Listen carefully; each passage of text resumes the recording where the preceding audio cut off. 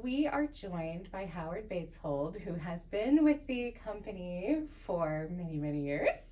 Howard, it is so wonderful to have you. Obviously, you're such a longtime member of our chorus. As we all know, the chorus is the backbone of most everything we do at the opera. And we're wonderfully blessed to have you sitting down to speak with us today. Glad to be here. I'm so glad that you came in. So your very first production with the company was in 1977, which is amazing. What do you remember about those early days? Well, several things. Number one, the production was done down at Indiana Central College, Yes. now University of Indianapolis. I actually got involved because I was a section leader soloist at St. Paul's Episcopal Church, and it so happened that our soprano section leader, Susie Hazley, was going to be the Carmen, and they needed guys, and I said, I'll do it. So that was fun. That was history. Great experience. That was history. Great experience. Amazing to see everything that went into doing a full-scale opera show. Well, and I'm sure over the years you have gotten to see so many versions of shows and get to experience work with so many directors and music directors, stage directors, chorus masters. Do you have any favorite memories over the years? Obviously, you have quite a big familial connection to that. I do have a big familiar connection.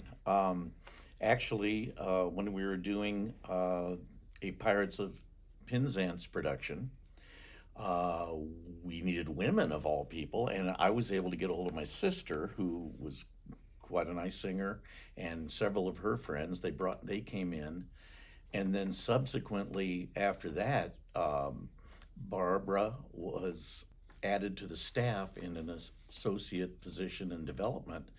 And when we had our chorus master of Michael Dixon, that's when my wife Sandy was hired to be the chorus accompanist for all our rehearsals and things like that. Quite a few years later, Sandy became the production accompanist for blocking of all the shows and did that all the way through 2011. She also, during that time, was a surtitle coordinator. She would, when we were at Clues, she would get to say now, so the union guy could press the button to advance the slide. And she also accompanied the young professionals group that was out doing performing for, I think, 3 of the years over that time. Oh, that's amazing. Yeah. Well, and speaking of young professionals, you even dabbled in the opera ensemble. I briefly did. in I think 83. it might have been, one year, one summer, maybe. I guess they couldn't find anybody else. But yeah, we had fun doing some, and I think it was some of the shows that Denise Carraher had put together that were taking a standard opera but putting a different composer's music to it. And it had a nice twist to it. I really enjoyed doing that. Yeah, well, it's very fun. I'm the education director now, and I put together the children's shows, and I'm very much inspired by those who came before me with Denise Carraher and John Davies and Right. all the greats. Right. And so I know it's a lot of fun. to And you bring mentioned that John to- Davies, and suddenly, there's a synapse that just fired. You've got to go, and I'm sure you have to go and see Magic Flute production when he was Papageno, because the costuming was unbelievable. Oh, excellent! I Yes. will go searching. Yes, to see him as the Birdman was very, very good. Oh, that's great. Oh, it has been so much fun to go through our archives and tap into some of those memories. And I can just see from the surface that there are so many great stories underneath. Do you have any favorite stories you'd like to share with us? Let's see. One of my favorite experiences was being able to now add to my claim to fame that I've been a white guy in both of our Porgy and Bess productions. It is a rarity. It's a very esteemed and rare position to go. I'm not sure that I really enjoyed playing a jerk policeman, but that's what goes with the part. So. Well, and that's acting. We know you're not like that. That's anyway. right. Exactly. Another favorite moment from long ago, one of our Baby Doe productions at the Murat. The very last scene, Lisa Safer's walking off stage, lights are dimming, and it starts snowing, and it was a very emotional experience for all of those. We were standing weeping in the wings. I can assure you, Yeah. it was a wonderful moment. I've had moments like that too, and I Hmm. think they're very special. It shows how powerful this art form is, Hmm. for sure, It for is. sure. I do have an interesting thing to add if you'd like. I do. Obviously, you can edit whatever you want to do. We had a moment in one of our productions that could be added to the famous opera tragedies book, which annotate problems, technical problems that certain productions have had. We were at the very end of Anna Bolena, and the Bastille was in with a door that was supposed to fly, with a staircase leading up to the bodybuilder they had hired to hold an axe up to almost cut her head off at the end of the show. Yes. And we're singing behind there, and then Nova Thomas is out front finishing her line, and the cue is given for the door to come up. Unfortunately, the door stays.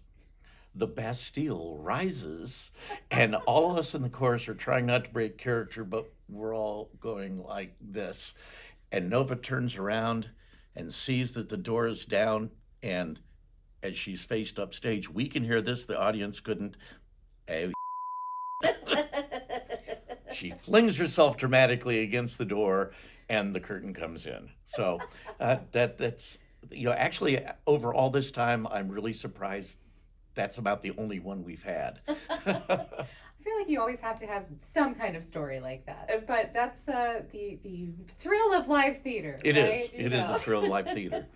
Yeah, and then you had mentioned earlier about our chorus masters. Yes. And I had mentioned that Michael Dixon actually brought Sandy into the fray here. But then after that, we had, for millennia, we had the wonderful, never to be copied John Schmidt, dear man who absolutely loved the opera company, the opera chorus with all his heart. I think it was probably the biggest thing in his life, and he put his heart and soul into it. It was wonderful. He did. I did some vocal coaching with him over the years at time to time, and yeah, it was a great loss when we lost him. Very true. Well, and that is why our theme this season is legacy and alumni. We're so grateful that we get to celebrate all of the people who have given so much to the legacy of the opera company and the history of the company. And someone like John, who started at least as early as you did in 1977 Right. as a musical coach. It's so wonderful to see both of your history with the company and how your roles evolved over the years, and it's such a joy to go back and look through photos and see your roles that you've had as well. So wonderful that you got to be featured so much. Another thing was it really almost became a complete family affair with the opera company, because my mom very early on got involved with the Opera Guild, and I think she was really one of the main drivers between several fundraising events and also some merchandise that they sold during every show.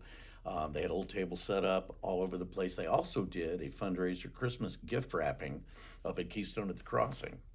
And that turned into a pretty big event, and they raised a significant amount of money. And it's something that I know my dad was happy to participate, but I know she dragged him there every year to help. So. Oh, that's great.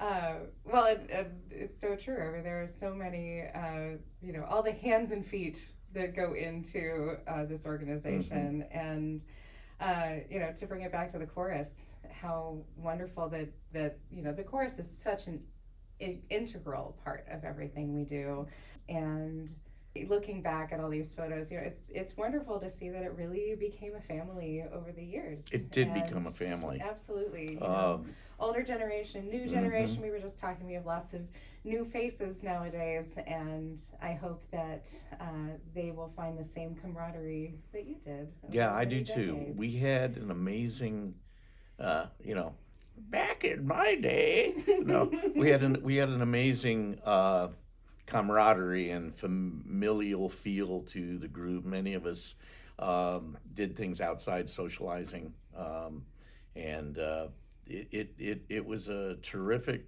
time, uh, and it fit in with, even though I had full time jobs, 99% of the time, but it was always something that brought a lot of us together from so many different walks of life. Hmm. It was Hmm. wonderful.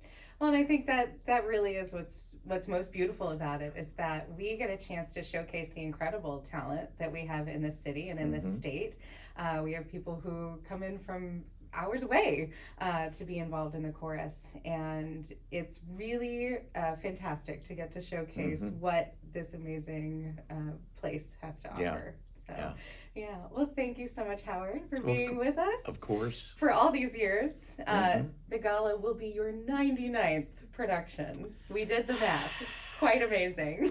Um, I'll try and avoid the walker before I go. Well, we're thrilled to have you. Thank you Okay, so much for being here. absolutely. My pleasure, and I hope things continue to go swimmingly.